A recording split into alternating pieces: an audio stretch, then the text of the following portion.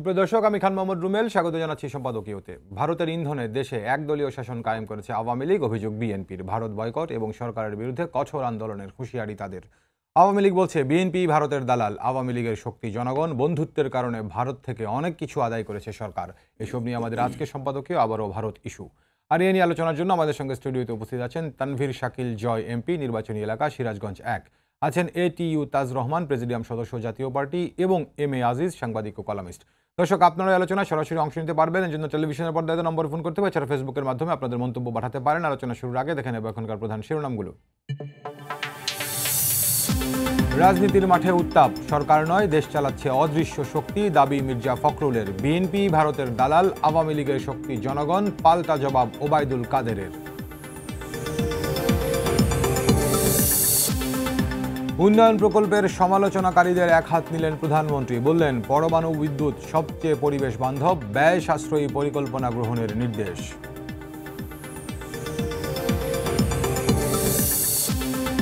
হজে যেতে ভিসা ইস্যুর শেষ দিনেও অনিশ্চয়তা। এখনও হাতে পাননি অনেক মুসল্লি। চ্যালেঞ্জ থাকলেও বিকল্প উপায়ে যেতে পারবেন সব যাত্রী, বলছে হাব।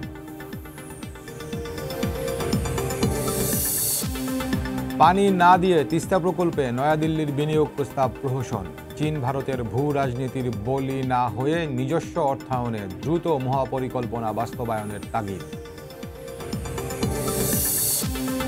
এবং 2 মাস পর 23 নাবিক নিয়ে দেশের জলসীমায় জলদস্যু থেকে মুক্ত MV আবদুল্লাহ। সোমবার কুতুবদিয়ায় নোঙর। পণ্য খালাসের পর ভিড়বে চট্টগ্রাম বন্দরে, অপেক্ষায় স্বজনরা। শিরোনাম দেখছিলেন, মূল আলোচনা যেতে চাই। বলছি আজকের আলোচনার শিরোনাম আবারও ভারত ইস্যু। আজকে আওয়ামী লীগ বিএনপি দুদলেরই সমাবেশ ছিল ঢাকায়। সেখানে ভারত প্রসঙ্গ নিয়ে কথা বলা হয়েছে। মূলত বিএনপির পক্ষ থেকে বর্তমান সরকারকে ভারতের উপর নির্ভরশীল বলে মন্তব্য করা হয়েছে। ভারতের নির্দেশে সরকার পরিচালিত হচ্ছে বলেও বিএনপি নেতারা মন্তব্য করেছেন। এই প্রেক্ষাপটে আওয়ামী লীগ থেকেও এর ব্যাপারে উত্তর দেওয়া হয়েছে। এসব সহ অন্যান্য সমসাময়িক বিষয় আলোচনা করবো। আজিজ ভাই, বলছি আবারও ভারত ইস্যু। আজকের শিরোনামটা আবারও ভারত ইস্যু বলছি এ কারণে, আপনি নিশ্চয়ই খুব ভালো করে জানেন যে গেল 7 জানুয়ারির নির্বাচনের পর ভারত বয়কট বা ভারত ইস্যুটা আমাদের রাজনীতিতে এসেছিল। মাঝখানে জানুয়ারির পর থেকে মোটামুটি ফেব্রুয়ারি পর্যন্ত এটা আমরা দেখেছিলাম। গত মাস দুয়েক এই প্রসঙ্গটা ছিল না, অন্ততপক্ষে রাজনৈতিক নেতারা প্রকাশ্যে বলেননি। মানে আমার যদ্দূর মনে পড়ে, সবশেষ বিএনপির সিনিয়র যুগ্ম মহাসচিব রুহুল কবির রিজভী যেদিন তার কাশ্মীরি শাল শরীর থেকে ফেলে আগুন ধরিয়ে দিলেন, এরপরে মূলত এটি নিয়ে বিএনপি থেকেও খুব বেশি কথা হয়নি, আওয়ামী লীগ থেকে হয়নি। আজকে আবার বিএনপির সমাবেশে এই প্রসঙ্গটা সামনে এলো। সভাপতি আওয়ামী লীগ উত্তর দিয়েছে, কিন্তু প্রশ্নটি হচ্ছে আপনার কাছে কি মনে হয়, মানে বিএনপি নির্বাচনের আগেও এরকম খোলাখুলিভাবে বলেনি, যেটা নির্বাচনের পরে করেছে। মাঝখানে আবার কিছুদিনের বিরতি বা চুপ থেকে আবার আজকে কেন আনলো? ধন্যবাদ আপনাকে। দেখেন, এটা হলো রাজনৈতিক দলের বাকযুদ্ধ। ভারত একটা ইস্যু, এতে কোনো সন্দেহ নেই।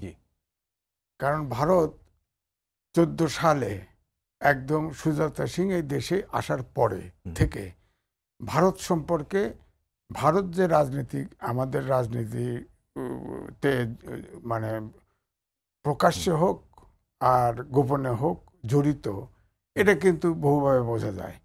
এখন ধরেন প্রমাণ না হলেও জনশ্রুতি আছে, ভারতের লোকজন আমাদের দেশে বিনা পাসপোর্টে আছে, আবার বিভিন্ন জায়গায় তারা করে, এবং এও শোনা যায় যে ভারতের চাহিদা মতো মন্ত্রী এমপিও হয়, এগুলা চাকরিও হয়, পোস্টিংও হয়।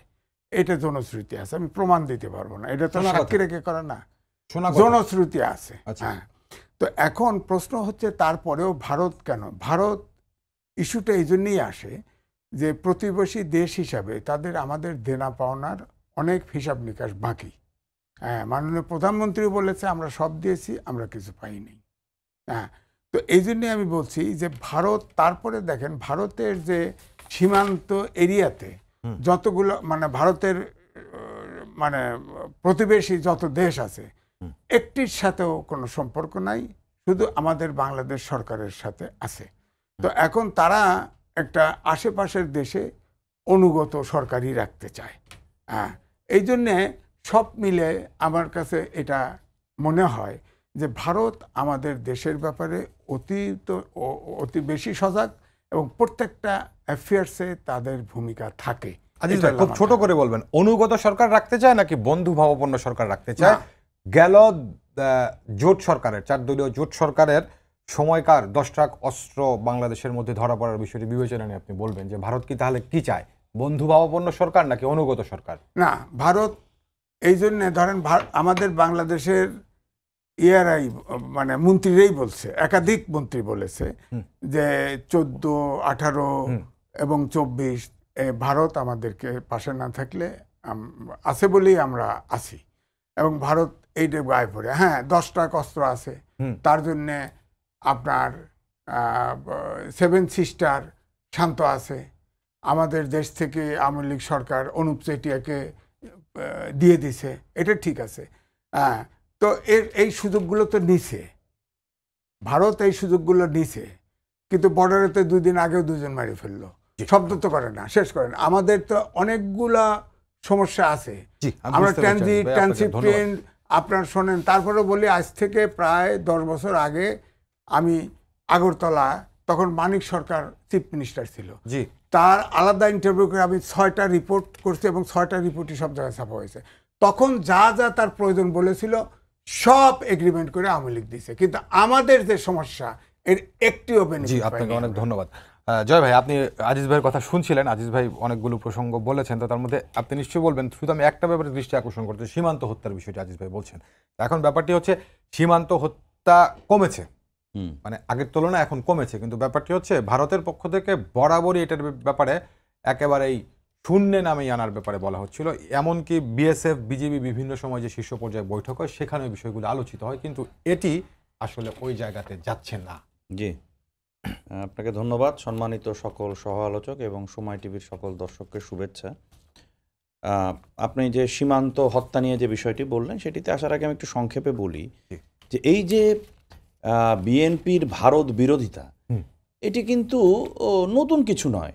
বিএনপির রাজনীতি কিন্তু গড়ে উঠেছে ভারত বিরোধিতার উপরে, ঠিক আছে? কারণ বিএনপি যে যখন গঠিত হয়েছিল বা যাদেরকে দিয়ে গঠিত হয়েছিল, তাদের ভিতরে কিন্তু তীব্র ভারত বিরোধিতা থাকাটাই স্বাভাবিক, কারণ তারা মুক্তিযুদ্ধের সময় তাদের ভূমিকাটাই বিতর্কিত ছিল, যার ফলে মুক্তিযুদ্ধে আমাদের সবথেকে বড় বন্ধু ছিল ভারত।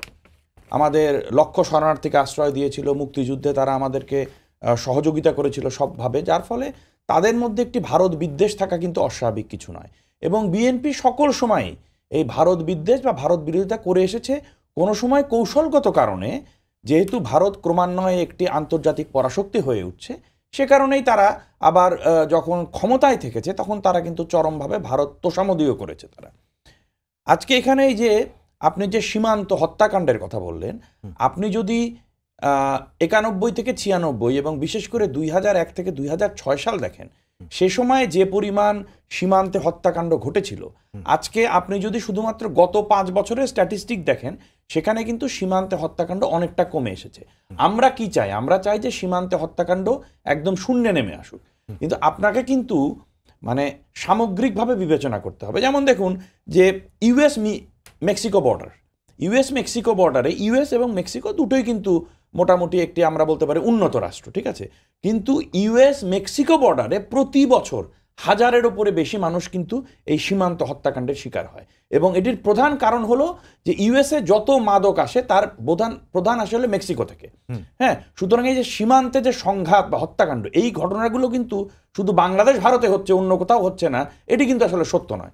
এটি ঘটছে, কিন্তু ভারত এবং বাংলাদেশ সম্পর্ক আর ইউএস মেক্সিকো সম্পর্ক কিন্তু না, ইউএস মেক্সিকো সম্পর্ক কিন্তু ভারত বাংলাদেশ সম্পর্কের থেকেও শক্তিশালী, এটা কিন্তু শক্তি। যেমন মেক্সিকোর জনগোষ্ঠীর কিন্তু মানে ইউএসএ তে আসা, নাগরিকত্ব নেওয়া, সকল কিছু তারা প্রিভিলেজ পায়, কিন্তু সেই সম্পর্ক কিন্তু আরো শক্তিশালী। অভিবাসন অনেক বেশি হয়, কিন্তু আমি বলছি রাজনৈতিক সম্পর্কও খুবই শক্তিশালী, ঠিক আছে? কিন্তু এখন এখানে যেটি হচ্ছে যে দীর্ঘদিন ধরে কিন্তু নন লিথাল উইপেন যেটা আছে, নন লিথাল উইপেন ব্যবহারের কথাটি বলা হচ্ছে, এবং সেক্ষেত্রে অনেক অগ্রগতি আছে কিন্তু। এবং ভারত এবং বাংলাদেশে বর্তমানে যে রাজনৈতিক সম্পর্ক, সেই রাজনৈতিক সম্পর্কটি আপনি রাইটলি পয়েন্টেড আউট করেছেন যে বন্ধুভাবাপন্ন সম্পর্ক, সমশ্রদ্ধার সম্পর্ক, সহযোগিতার সম্পর্ক। আজকে যে এখানে আমার শ্রদ্ধেয় আজিজ চাচা যে কথাগুলো বললেন যে আমরা কিছুই পাইনি, আজকে দেখেন সমুদ্র সীমা নিষ্পত্তি, ওনারা কি করতে পেরেছিলেন? বিএনপি জামাত যখন ক্ষমতায় ছিল। ছিটমহল, ওনারা কি করতে পেরেছিলেন? ক্ষমতায় ছিল।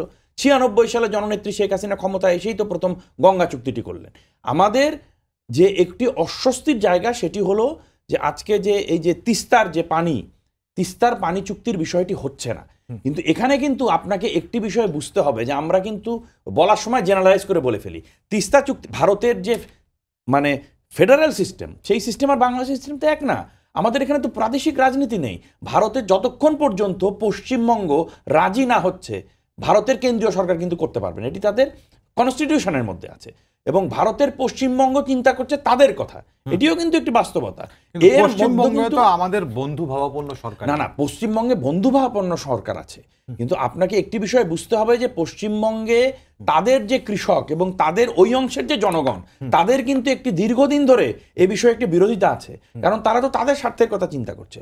তবে আমরা আশাবাদী যে এবার কিন্তু মানে বর্তমান সরকার এবং ভারতের ক্ষমতাসীন সরকার বিজেপির উষ্ণ সম্পর্ক, বিজেপি যদি আবারও নির্বাচনের পরে ক্ষমতায় আসে, তারা কিন্তু অলরেডি প্রতিশ্রুতি দিয়েছে যে তারা এই তিস্তার সমস্যাটি সমাধান করার জন্য আরও প্রোঅ্যাক্টিভ ভূমিকা রাখবে। সুতরাং আজকে ভারত বৃহৎ প্রতিবেশী, ভারত বিশ্বের একটি অত্যন্ত শক্তিশালী একটি রাষ্ট্র, অর্থনৈতিকভাবে শক্তিশালী, রাজনৈতিকভাবে শক্তিশালী। আমরা অবশ্যই তাদের সাথে বন্ধুভাবাপন্ন সম্পর্ক রাখার চেষ্টা করব। এবং জননেত্রী শেখ হাসিনা দেখুন, আজকে এই যে বিএনপি একটি কথা বলে যে অনুগত, আচ্ছা সিম্পল উদাহরণ আপনি দেন যে আজকে যদি আওয়ামী লীগ সরকার ভারতের অনুগত সরকার হতো, তাহলে চায়নার সাথে বাংলাদেশের ইতিহাসে সব থেকে শক্তিশালী সম্পর্ক হলো আওয়ামী লীগের সম্পর্ক। তাহলে সেটি কিভাবে হলো? কারণ ভারত আর চায়নার সম্পর্ক তো নিশ্চয়ই স্বাভাবিক না, এটা আমরা সবাই জানি।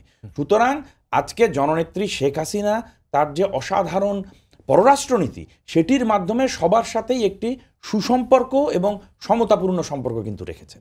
জি, আপনাকে অনেক ধন্যবাদ। তাজ ভাই, একটু আপনাকে শুনতে চাই, মানে এই প্রশ্নটা যেটা আমি এরই মধ্যে আমরা আলোচনা করেছি, আপনার কাছে আমি আরেকটু স্পেসিফিক্যালি জানতে চাই। সেটি হচ্ছে, ধরুন একটা নির্বাচন হয়ে গেছে দেশে, তো নির্বাচনের পরপর রাজনৈতিক যে ধরনের একটা অস্থিরতার কথা বিএনপি বলছিল, কিংবা যেসব রাজনৈতিক দলগুলো নির্বাচন থেকে বাইরে ছিল তারা যেভাবে বলছিলেন, সেরকম কোনো একটা অবস্থা অন্তত রাজনীতির মাঠে দেখা যাচ্ছে না।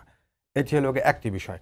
আর আরেকটি বিষয় হচ্ছে, এই নির্বাচন প্রসঙ্গেই নির্বাচন শেষ হওয়ার পরে ঢাকার কিছু পত্রপত্রিকা খবর প্রকাশ করেছে যে ভারতের পক্ষ থেকেও বিএনপিকে নির্বাচনে যাওয়ার পরামর্শ ছিল। মার্কিন যুক্তরাষ্ট্রের কথা, ভারতের পক্ষ থেকে ভাগাভাগি করে, মানে আসন ভাগাভাগি করে নির্বাচনে যাওয়ার পরামর্শ ছিল। এই খবরগুলো আমরা দেখছি। আর নির্বাচনের আগে আগে কিন্তু ভারত বরাবরই বলেছে যে নির্বাচন বাংলাদেশের অভ্যন্তরীণ বিষয়, ভারতের সেখানে কোনো বক্তব্য নেই।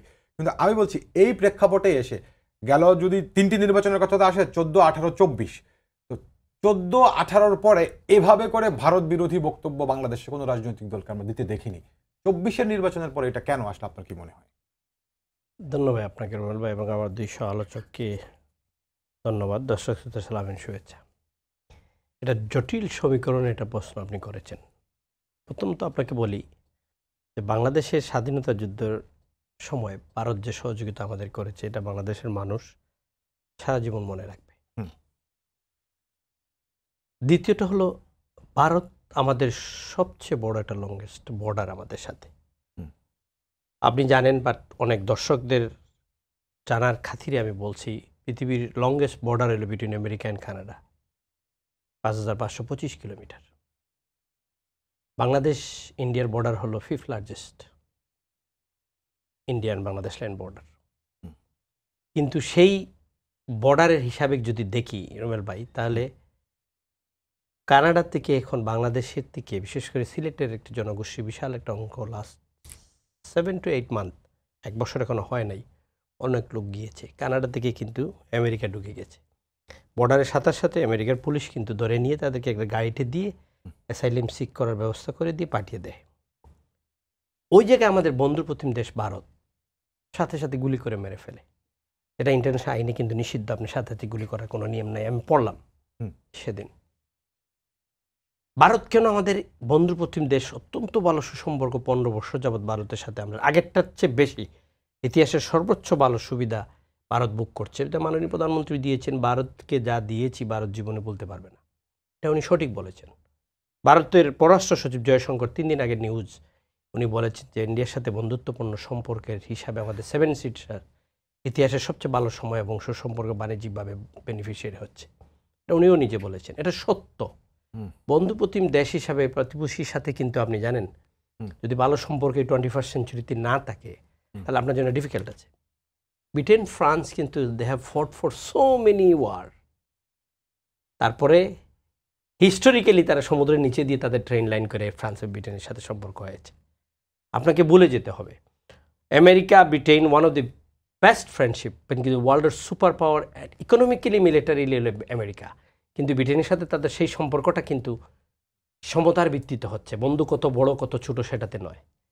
আমি মনে করি বাংলাদেশের সেই সম্পর্ক ইন্ডিয়ার সাথে আমাদের বুক করা উচিত। রাজনৈতিক দলগুলা যখন তাদের কোনো কিছু নিজের আয়ত্তের মধ্যে হয় না বা সুবিধা নিতে পারি না, তখন আমরা পলিটিক্যাল রেটরিক যেটাকে বলে রাজনৈতিক বক্তব্য একটা থাকেই, এটা আছে। আপনি যাই করেন না কোনো বন্ধুকে আপনি বলে যেতে পারবেন, ছেড়ে দিতে পারবেন, কিন্তু নেইবারকে আপনি ছাড়তে পারবেন না।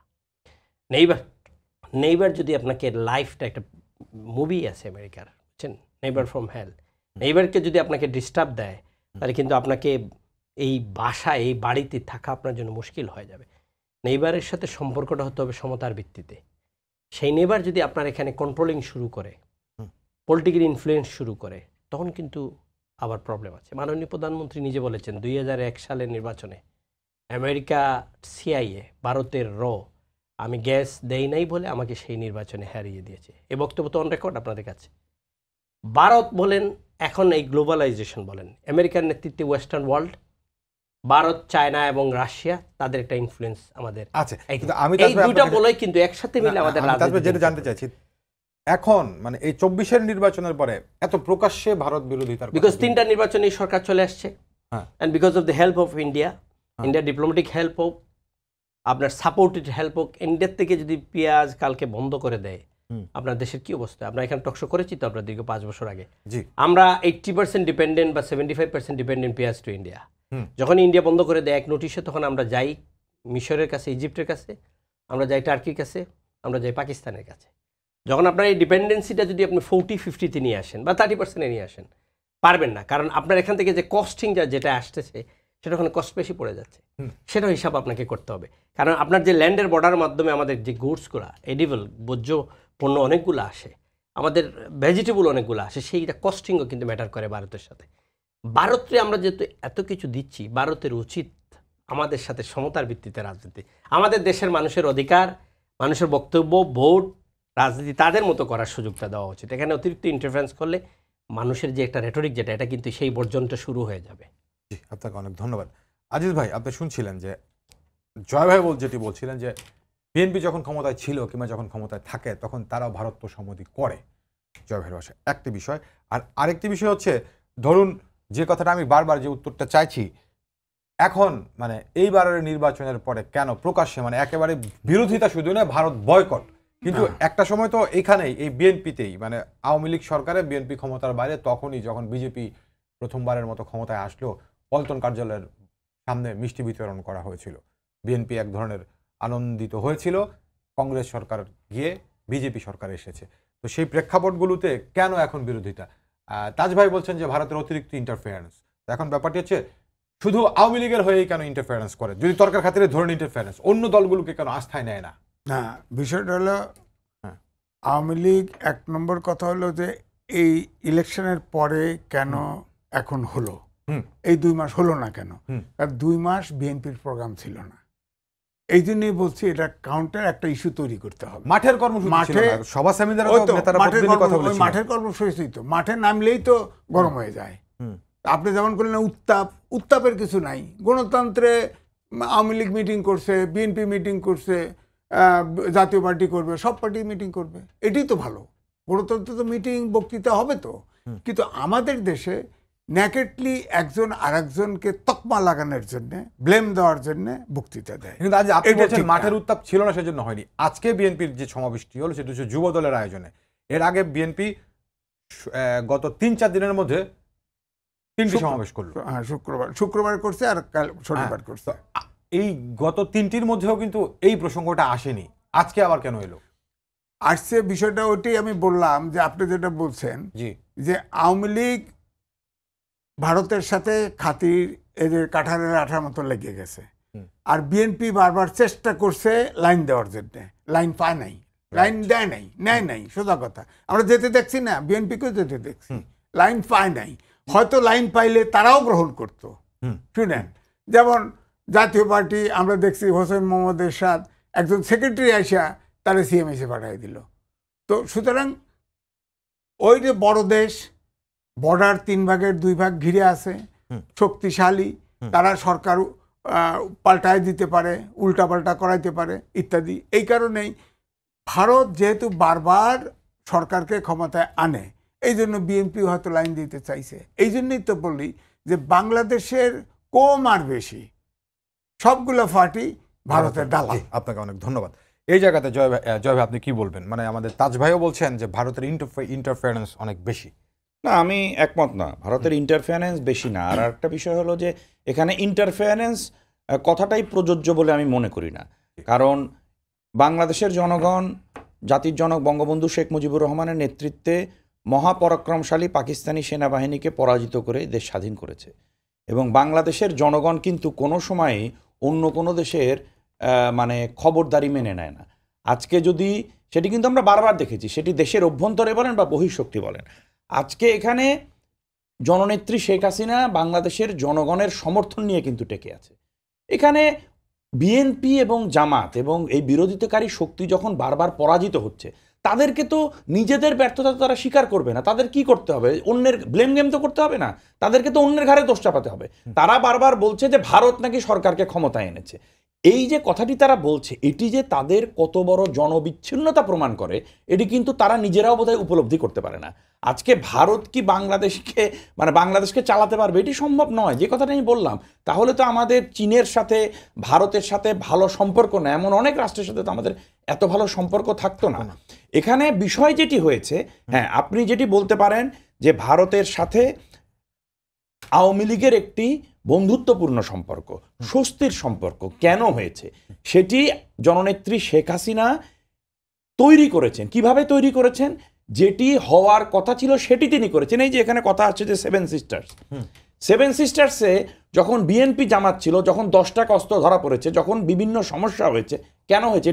এটি কি কোনো রাষ্ট্রের কাজ? আজকে যে বলা হচ্ছে যে সেভেন সিস্টার্স আমাদের সময় স্বস্তিতে আছে, স্বস্তিতেই তো থাকতে হবে, এটিই তো জেনারেল প্র্যাকটিস হওয়ার কথা। কেন আরেকটি দেশ অস্বস্তিতে থাকবে? ভারতের অভ্যন্তরীণ বিষয়ে কেন বাংলাদেশের ভারতের বিচ্ছিন্নতাবাদীদের বাংলাদেশের কোনো শক্তি মদত দেবে? এটি কেন দেবে? আপনি শুধু ভারতের ক্ষেত্রে কেন, অন্য কোনো রাষ্ট্রে আপনি দিয়ে দেখেন, সেই রাষ্ট্রে একই রিয়াক্ট করবে কিন্তু। ঠিক আছে, আজকে এটি কেন হচ্ছে? এটি কিন্তু এই কারণেই হচ্ছে।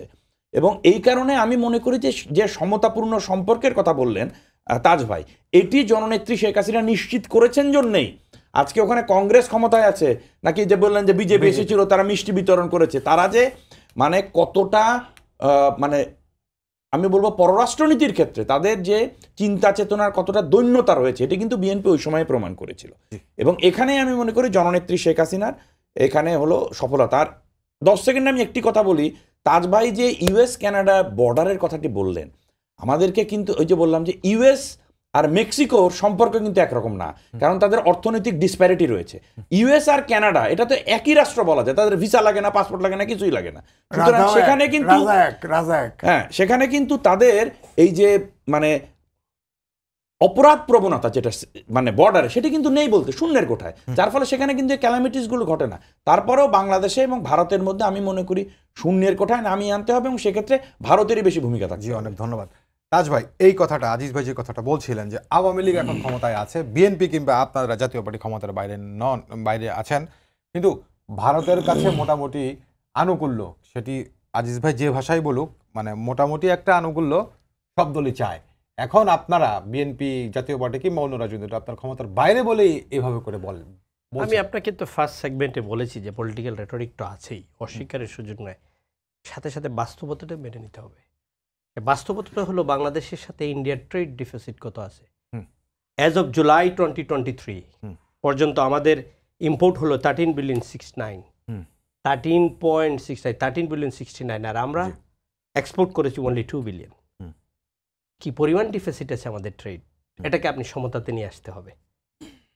আমরা 2011-এর কথা তো মনে আছে, ফেলানি খাতুনের কথা।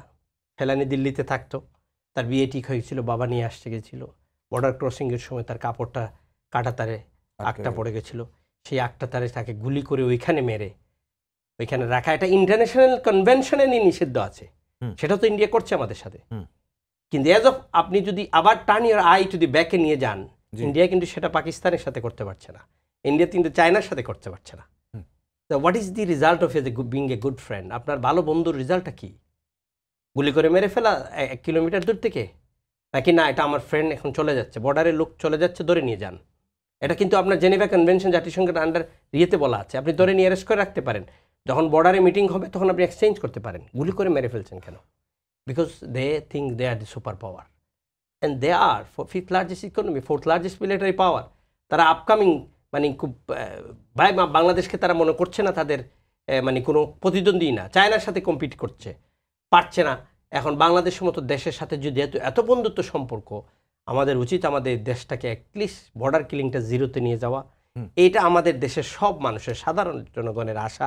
এলাকায় গেলে লোক বলে যে ভারতে কেন সব মানুষের আশা, সব দলের এবং এটা আমরা সরকারও মনে করি। অন্য আলোচনাগুলো, এটা বাদে অন্য আলোচনাগুলো রাজনৈতিক যেটা বলি, আমি আপনাকে বলছি যে আমাদের এই দেশটার উপরে বৃহত্তর শক্তিগুলো সব সময় নজর রাখে, তাদের স্বার্থের চিন্তা করে।